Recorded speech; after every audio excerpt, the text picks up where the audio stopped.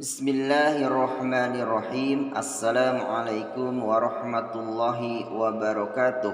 Alhamdulillahirabbil alamin wa bihi nasta'inu ala umuri dunya waddin wa ala alihi wa sahbihi wa man tabi'ahum bi ihsan ila yaumidin amma ba'd. Ya, bagaimana kabar anakku yang dirahmati Allah Subhanahu wa taala? Ustaz doakan mudah-mudahan kalian dan keluarga senantiasa berada dalam lindungan Allah Subhanahu wa taala. Amin ya rabbal alamin. Ya baiklah, anak-anakku yang dirahmati Allah Subhanahu wa taala, kita berjumpa kembali di mata pelajaran tematik kelas 3. Tema 3 mengenal benda di sekitarku. Subtema yang kedua yaitu wujud benda. Pembelajaran yang kelima. Ya, namun sebelum kita masuk ke pembelajaran lebih jauh, mari kita sama-sama berdoa terlebih dahulu. Allahumma inni as'aluka ilman nafi'an wa rizqan thayyiban wa amalan muttaqabbalan. Amin ya rabbal alamin. Baiklah, anak-anakku yang soleh dan solehah, sini kita akan mengenal sifat benda gas. Benda gas adalah suatu zat atau benda yang mempunyai volume dan bentuk yang selalu berubah-ubah sesuai dengan tempatnya. Kemudian, menurut KBBI atau Kamus Besar Bahasa Indonesia, benda gas adalah zat ringan yang sifatnya seperti udara. Ya, perhatikan, balon gas, balon udara, dan ban untuk berenang berisi gas. Benda gas ada di mana-mana, ada di rumah, di kamar, di jalan, dan di tempat manapun. Ya, perlu kalian ketahui bahwasanya udara di sekitar kita termasuk benda gas. Nah, kira-kira dapatkah kalian melihat bentuk udara? Ya, bahwasanya bentuk udara tidak dapat dilihat. Ya, namun udara hanya dapat dirasakan. Ya, perlu kalian ketahui juga bahwasanya ada benda gas yang dapat dilihat, seperti contohnya adalah awan dan asap.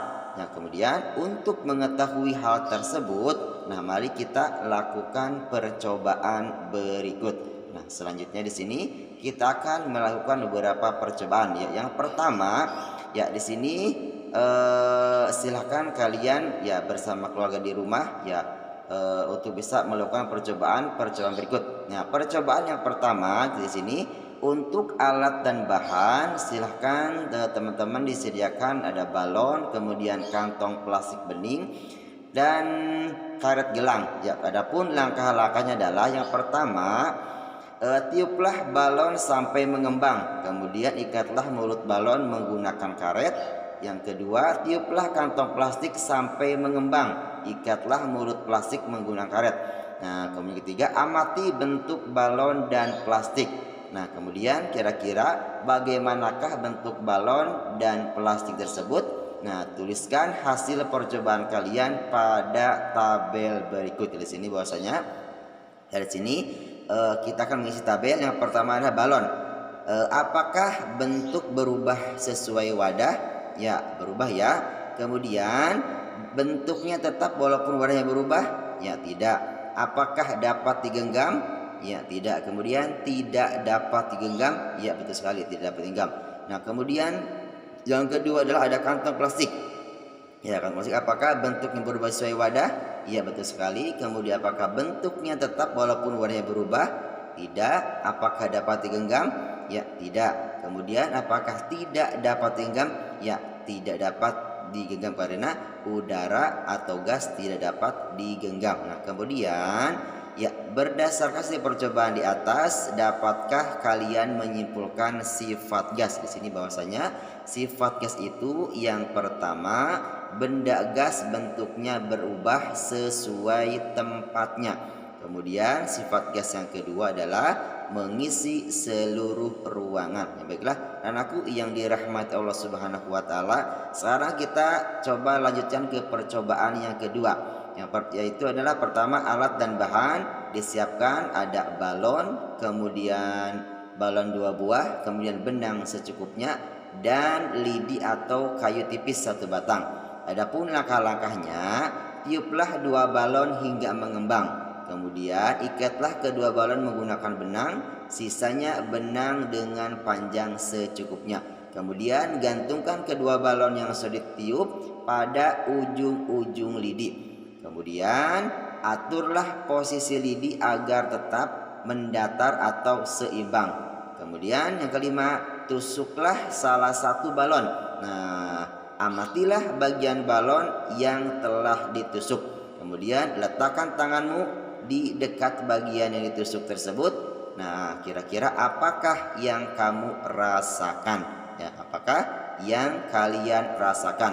Nah, di sini apa yang terjadi pada sebuah balon yang ditusuk? Dapatkah kalian menyimpulkan sifat gas? Di sini bahasanya yang terjadi apabila satu balon ditusuk, maka balon akan mengempes karena udara yang di dalam balon keluar melalui lubang. Ya, jadi yang terjadi adalah apabila satu balon ditusuk, maka balon akan mengempes karena udara yang di dalam balon keluar melalui lubang. Nah, maka dari percobaan tersebut, nah di sini bahwasanya percobaan tersebut membuktikan bahwa udara memiliki sifat sebagai berikut. Yang pertama yaitu memiliki massa, yang kedua memiliki volume yang mudah berubah, yang ketiga tidak dapat digenggam, dan yang keempat sebagian besar gas tidak terlihat. Ya baiklah,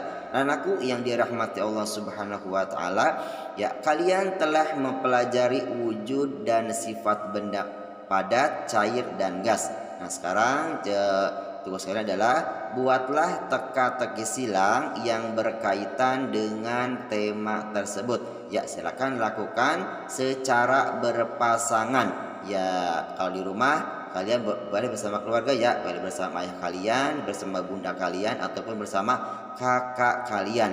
Ya, buatlah 5 pertanyaan mendatar dan 5 pertanyaan menurun. Nah, di sini contoh misalkan di pertanyaan mendatar, benda yang mempunyai sifat tidak berubah bentuk walaupun wadahnya berubah. Itu jawabannya adalah padat. Kemudian pertanyaan menurun, alat yang digunakan untuk mengalirkan air itu pipa. Nah, silakan untuk pertanyaan mendatar 2, 3, 4, dan 5 ataupun pertanyaan menurun 2, 3, 4, dan 5 silakan teman-teman atau anak-anak sekalian dikerjakan secara mandiri. Ya baiklah, anakku yang dirahmati Allah Subhanahu wa taala, kalian telah melakukan percobaan kedua bersama keluarga kalian di rumah. Percobaan kedua membuktikan bahwa benda gas mempunyai massa. Ya, semakin besar massa benda, semakin besar pula beratnya. Sekalian, ya ulangi lagi ya, bahwasanya semakin besar massa benda, semakin besar pula beratnya. Nah, kemudian berikut ini adalah, perhatikan bahwasanya berikut ini adalah alat-alat yang biasa digunakan untuk menimbang massa benda. Nah, bersama temanmu atau bersama keluargamu di rumah, diskusikan fungsi dari berbagai macam timbangan di bawah ini. Nah, di sini ada berbagai macam timbangan dan namanya, kemudian juga fungsi untuk apa. Nah, sekarang kita akan coba sama-sama diskusikan. Untuk gambar yang pertama itu ada timbangan badan. Ya, bahwasanya timbangan badan digunakan untuk mengukur berat badan seseorang. Kemudian di gambar yang kedua ada timbangan beras. Ya, timbangan beras digunakan untuk menimbang benda-benda yang berat lebih dari 1 kuintal. Misalnya beras 1 karung dan lain-lain. Kemudian yang ketiga itu ada timbangan bayi. Ya, timbangan bayi digunakan untuk menimbang bayi yang baru lahir. Nah, kemudian di gambar yang keempat ada timbangan digital. Nah, biasanya timbangan digital ini biasa digunakan untuk menimbang buah di supermarket atau di swalayan. Kemudian di gambar yang kelima yaitu ada timbangan neraca 2 lengan. yaitu biasanya digunakan untuk menimbang emas dan ketelitian hingga miligram. Kemudian gambar yang ketujuh ada timbangan kue, yaitu timbangan kue digunakan menimbang bahan-bahan makanan kecil. Kemudian di gambar yang ketujuh yaitu ada timbangan warung. Nah, biasanya digunakan untuk menimbang sembako atau barang dagangan. Dan di gambar yang terakhir atau di gambar yang ke-8 yaitu ada timbangan gantung, digunakan untuk menimbang bayi saat di posyandu. Yaitulah nama-nama timbangan bersama fungsinya. Baiklah, anakku yang dirahmati Allah Subhanahu wa taala, ya setelah tadi kalian mengetahui nama-nama timbangan dan juga fungsinya, nah sekarang kita akan mengenal satuan berat. Perhatikan satuan yang digunakan dalam timbangan di samping. Ya, apa satuan berat pada tersebut? Ya, silakan diskusikan bersama keluarga kalian di rumah. Perhatikan bahwasanya satuan tersebut adalah yaitu kilogram atau disingkat dengan kg. Ya baiklah, anakku yang dirahmati Allah Subhanahu wa taala. Nah, sekarang kalian perhatikan gambar berikut. Sekarang kita akan sama-sama berlatih. Ya, setelah tadi kalian mengidentifikasi nama timbangan dan fungsinya, sekarang kita akan menentukan alat ukur berat yang sesuai. Silakan teman-teman hubungkan benda dengan timbangan yang sesuai. Nah, di sini ada gambar bawang. Nah, kira-kira kalau kita mau beli bawang menggunakan timbangan apa? Ya, kita sama-sama hubungkan. Iya, betul sekali. Kemudian itu ada gambar terigu atau tepung. Nah, apabila kita mau beli terigu, nah biasanya untuk membuat kue ya menggunakan timbangan mana? Iya, betul sekali. Nah, kemudian di sini ada seorang dedek bayi. Nah, kira-kira menggunakan timbangan apa? Apakah timbangan beras atau timbangan apa? Nah, betul sekali, ya menggunakan timbangan bayi. Kemudian ada sekarung beras. Nah, kira-kira yang mana timbangnya nih? Yang mana? Ya betul sekali, timbangnya adalah timbangan beras. Kemudian yang terakhir ada emas. Nah, kira-kira menggunakan timbangan yang mana? Betul sekali, menggunakan timbangan neraca 2 lengan. Baiklah, anakku yang dirahmati Allah Subhanahu wa taala, itulah beberapa alat ukur yang sesuai dengan penggunaannya. Nah, sekarang kita akan coba menambah wawasan. Kita akan mengenal benda gas. Ya, bacalah teks di bawah ini dengan seksama. Kita akan mengenal gas LPG. Pada hari Minggu, Melanie membantu ibunya memasak. Ia ingin membuat kue donat. Bahan-bahan untuk membuat donat antara lain tepung, telur, gula, mentega, dan pengembang. Melanie menimbang tepung, gula, dan mentega menggunakan timbangan kue. Semua bahan dicampur menjadi satu adonan donat yang telah jadi kemudian digoreng. Ibu menggunakan kompor gas untuk memasak. Kompor gas memerlukan bahan bakar gas LPG. Ya, kata LPG berasal dari pelafalan singkatan bahasa Inggris yaitu LPG. Artinya liquefied petroleum gas atau gas minyak bumi yang dicairkan. Gas LPG berasal dari hasil pengolahan minyak bumi. Ya, gas LPG yang ada di dalam tabung wujudnya cair dan sebagian berwujud uap. Namun apabila gas tersebut dikeluarkan dari tabung, wujudnya berubah menjadi gas. Wujud awal gas LPG adalah gas, namun di pasaran dijual dalam bentuk cair. Mengapa bisa seperti itu? Wujud gas LPG diubah dari gas menjadi cair dengan cara diberi tekanan. Dengan adanya perubahan wujud akibat tekanan, maka volume gas juga berubah. Volume gas yang berwujud cair akan menjadi lebih kecil apabila dibandingkan dengan volume gas ketika masih berwujud gas. Dengan cara demikian, gas LPG mudah disalurkan ke masyarakat. Saat ini gas LPG banyak digunakan oleh masyarakat, terutama untuk bahan bakar kompor gas. Ya, kelebihan pemakaian LPG sebagai bahan bakar jika dibandingkan dengan kayu bakar lainnya, misalnya kayu bakar. Ya, jika dibandingkan dengan bahan bakar lainnya, misalnya kayu bakar ataupun minyak tanah, yaitu praktis, mudah, dan penggunaannya lebih bersih. Nah, itulah beberapa manfaat dari gas LPG. Ya baiklah, anakku yang dirahmati Allah Subhanahu wa taala. Nah, sekarang perhatikan skala pada timbangan, ya, angka-angka pada timbangan tersebut, yaitu Nasir sekarang perhatikan cara membaca timbangan.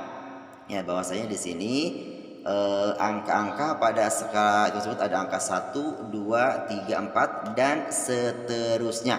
Ya, perhatikan.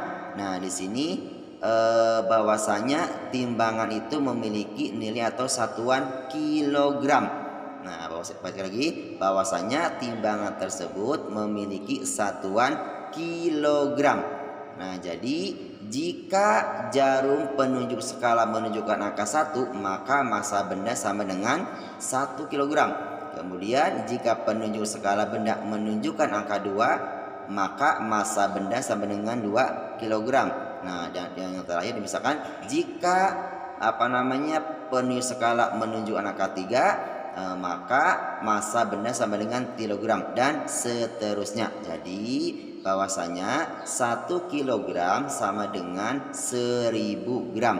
Nah, perhatikan juga dalam timbangan itu terdapat ayat seperti apa? Seperti strip-strip, ya. Ada strip kecil di sini, bahwasanya satu strip itu kurang lebih dari angka 1 sampai 2 itu ada 5 strip. Nah, kalau tadi kita ketahui bahwasanya dari angka 1 ke angka 2 ada 1 kilo. Yang 1 kilo, ya. Berarti kalau 1 kilo itu sebenarnya 1000 gram. Kalau 5 strip dibagi 10 berarti satu stripnya itu bernilai 200 gram. Nah, berarti di sini bahwasanya 1 kilogram sama dengan 5 strip sama dengan 5 kali 200 berarti sama dengan 1000 gram. Nah, sekarang sekalian perhatikan di sini kita akan mengkonversi satuan berat. Nah, di sini perhatikan kita akan mengkonversi satuan berat. Tulislah hasil menimbang dengan menggunakan timbangan kue berikut. Nah, gunakan satuan kilogram dan gram. Di sini perhatikan untuk gambar yang pertama. Ya, di sini kita lihat ada kentang. Ya, kentang. Di sini kira-kira menunjukkan di angka berapa? Ya, di sini menunjukkan di angka 2 kilogram 200 gram. Berarti kalau di satuan gram kita rubah itu 2200 gram. Kemudian di gambar yang kedua itu menunjukkan di angka 800 gram. Nah, kemudian di gambar yang ketiga itu menunjukkan angka 3 kilogram 300 gram. Berarti kalau kita rubah ke dalam bentuk gram yaitu 3300 gram. Baiklah anakku yang dirahmati Allah Subhanahu wa taala, untuk soal nomor 2 dan nomor 3 silahkan kalian kerjakan secara mandiri. Ya baiklah anak-anakku yang dirahmati Allah Subhanahu wa taala, ya di sini kita akan membaca itu memahami arti penting bergotong royong. Apakah kalian pernah memperhatikan asap di sekitarmu? Dapatkah kalian menyebutkan asap apa saja itu? Asap adalah contoh benda berwujud gas. Walaupun asap berwujud gas, di dalam asap masih terdapat benda padat. Benda padat tersebut berukuran sangat kecil. Benda padat itulah yang menyebabkan asap masih dapat dilihat dan dirasakan. Sampai sini bacalah berita ini dengan seksama. Ya, Presiden mengajak masyarakat tanggulangi kebakaran hutan. Presiden Joko Widodo mengajak masyarakat menanggulangi kebakaran hutan. Presiden berharap masyarakat bergotong royong. Gotong royong merupakan salah satu jalan keluar untuk menanggulangi kebakaran hutan. Ajakan itu disampaikan Presiden ketika melihat langsung kebakaran hutan. Presiden meninjau titik api di kawasan Kabupaten Banjarbaru. Presiden meminta masyarakat berperan aktif mencegah terjadinya kebakaran hutan di lahan. Dibutuhkan kesadaran masyarakat untuk menjaga lingkungan. Masyarakat juga diminta tidak membakar lahan dan semak di sekitarnya. Upaya tersebut bertujuan untuk menghindari dampak buruk dari kebakaran hutan. Selanjutnya, setelah dari kita sama-sama membaca tentang arti penting bergotong royong dan berita tentang mengajak masyarakat tanggulangi kebakaran hutan. Nah, selanjutnya mari kita jawab beberapa pertanyaan berikut. Nah, yang pertama, apakah pesan presiden berdasarkan berita di atas? Bahwasanya pesan presiden berdasarkan teks di atas adalah presiden mengajak masyarakat gotong royong menangani kebakaran hutan. Kemudian pertanyaan kedua, mengapa gotong royong sangat penting untuk menanggulangi kebakaran hutan? Ya, karena semua pihak harus bersama-sama untuk membangun kesadaran, kemauan, dan kemampuan dalam pencegahan terjadinya kebakaran hutan. Kemudian pertanyaan ketiga, selain bergotong royong, apa sajakah yang bisa dilakukan masyarakat untuk mengurangi kebakaran hutan? Ya, selain gotong royong, yang dapat dilakukan masyarakat untuk mengurangi kebakaran hutan yaitu memiliki kesadaran untuk menjaga lingkungan. Kemudian untuk pertanyaan nomor 4, tuliskan pengalamanmu saat bergotong royong. Ini adalah karena menurut pengalaman pribadi, jadi silahkan kalian kerjakan secara mandiri. Ya, baiklah, anakku yang dirahmati Allah Subhanahu wa taala. Nah, di sini sekarang kita akan coba mengisi tabel ya bersama dengan temanmu atau orang tuamu. Diskusikan kegiatan-kegiatan gotong royong berikut. Berikan tanda centang pada kolom yang menurut kalian benar. Ya, contohkan. Untuk nomor 1 atau yang pertama ada pernyataan membersihkan lingkungan tempat tinggal merupakan contoh gotong royong. Ya, kalau kalian setuju dicontoh setuju, kalau tidak setuju dicontohin yang tidak setuju atau disilang ya. Setuju tidak? Ya, Ustadz setuju. Kemudian yang nomor 2, kegiatan gotong royong hanya dapat dilakukan di lingkungan sekolah. Setuju atau tidak? Ya, tidak setuju. Jadi kegiatan gotong royong bisa dilakukan mana? Di rumah, di lingkungan tempat tinggal ataupun di sekolah. Kemudian yang ketiga, pernyataan ketiga, gotong royong akan membuat pekerjaan cepat selesai. Ya, setuju. Kemudian pernyataan yang keempat, tidak ikut gotong royong karena pesertanya sudah banyak. Ya, tidak setuju. Kemudian pernyataan nomor 5, gotong royong merupakan ciri khas bangsa Indonesia. Ya, betul sekali. Ya, Ustaz setuju ya.